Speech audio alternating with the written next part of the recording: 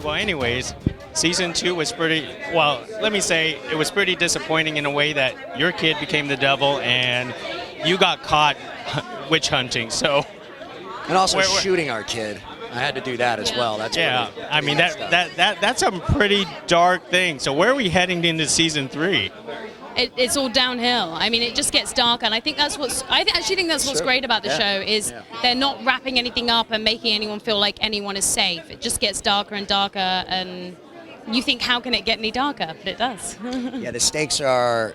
I don't know how you can. It must be a pain in the butt to write, but to get the stakes higher and higher and higher per season, it couldn't get more higher than it is in season 3.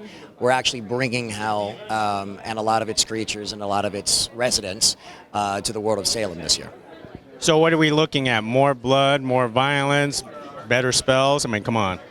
All of the above. All of the above. Yeah, it's a very bloody season.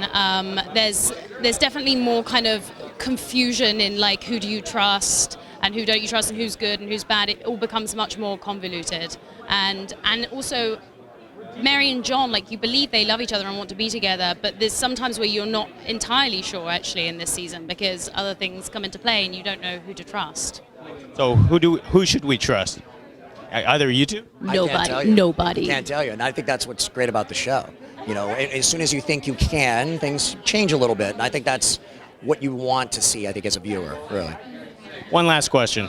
If you had a familiar, what kind of familiar would your familiar be? Well, you could... I mean, I'm quite attached to the frog now, to be honest. Like, I feel like I wouldn't want to, like, switch him out for something cozier. I maybe a koala bear, but I feel like I'm going to stick with the frog, actually.